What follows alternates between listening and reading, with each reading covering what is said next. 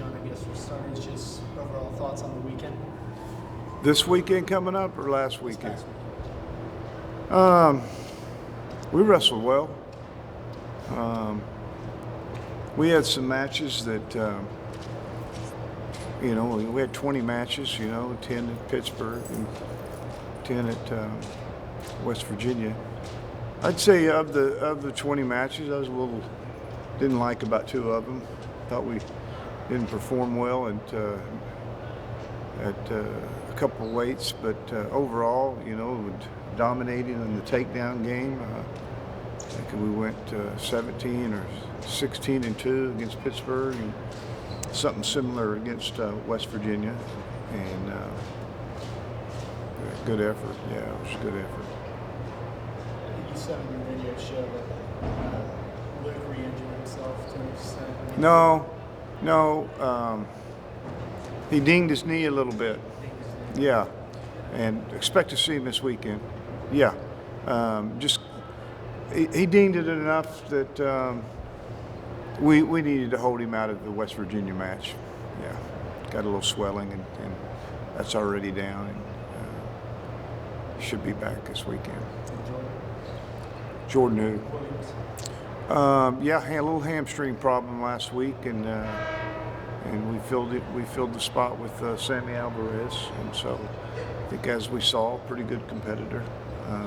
So it gives us things to look at. What would you like about Sammy's? Oh, I just saw some a level of excitement from himself. Upperclassman gives us some experience at the weight a little bit when he's in there, and so I'm not saying that Jordan's not going to continue to compete. But we have some options, right? I mean, an option we didn't realize we had. That's what I was going to ask. I mean, you said in your radio show you were kind of surprised with what you saw out of Sammy. Does that what you saw give you another full year lineup moving forward? Say that once again about Sammy. Based off what you saw over the weekend, does that give you another full year lineup moving forward, possibly? Yeah, definitely. Yeah, just gives you an opportunity to use someone for injury for purposes, or even if you need to use them, period. So it's always nice that you have a quality backup at a weight.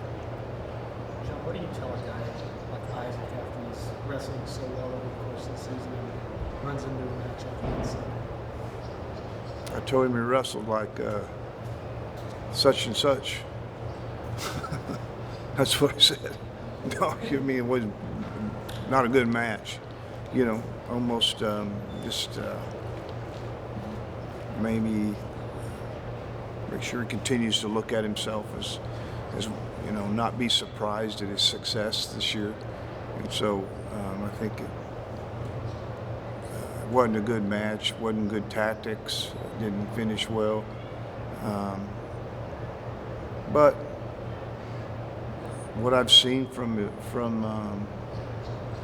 him since we've returned through practice, I think it's probably helped him move forward.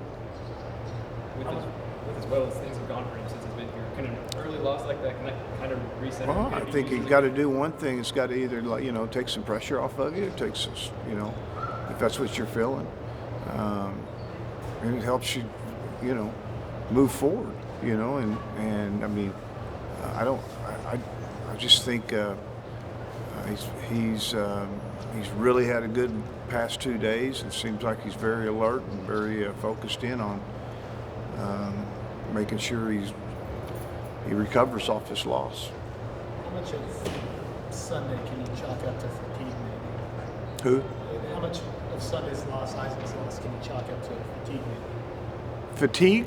Fatigue, yeah. Oh, 0. Yeah. No, he didn't. He wasn't fatigued. Just a little off, and learning some things as he's going through the year. You know, it's quite different. His schedule's quite different than it was where he was at before, and you know, he's finding out, you know, that everywhere we go, we wrestle in front of a packed house, you know, and so crowd really got into that match, and pretty loud, and I don't think he's experienced that a whole lot. It's, you know, other than maybe in high school a little bit. His work ethic is pretty strong, and I just I look for him to get back to repeating some of that attitude that he had at Cliff Keene. What do you mean to get back in your own? Oh man, it's nice. Yeah, I mean, it's been a long time. Schedule was a lot of traveling, you know, and so it's nice to be home. It's nice to be get a chance to wrestle Chris Pendleton in the Oregon State. Pretty good squad. They have a couple really good matchups, and he, you know, since Chris has been there, they've the last couple of years won the big Pac-12. He's really got them moving in a good direction, and I'm sure that there's going to be several weight classes going to be highly competitive. Obviously, Travis had a big accident. It sounds like. Travis, I yeah. want to hear about that. We got it. We got a call, and I reached out to him, and he reached back to me, and things look good. I think he's going to recover fine. I think probably his wrestling career is over, you know, but it was something that could have been really serious, and I think that fortunately he escaped a lot of that. But he did get banged up pretty bad. I mean, some serious bones being broke and a little back problem, but I don't think it's anything that he can't recover from. John, what have you thought of Connor's season so far? Doucette? Yeah, Doucette. He's won a lot of matches, you know. If he gets a shot, he's going to be an All-American. How much transformation have you seen in him? Anything different from last year to this year? Yeah, he's got a lot more confidence in himself. It seems like his demeanor is much more in tune, and I think last year he was maybe a little bit uncertain. I think this year he sees a path to being an All-American, and tough guy. You know, he's won some tough matches. I think some of his best matches he's wrestled has probably been over the last couple of weeks. Going into the year with all of the new faces that you guys had, did you expect to be where you guys are now? No. What did you kind of expect going into the year? I didn't. I was a little bit uncertain. I think we, and probably it's always been good for me to be uncertain about what I have, because we worked. We've busted our butt as staff and coaches, you know, making sure that we are prepared and we're ready, you know, and so for a team that's as young as it is,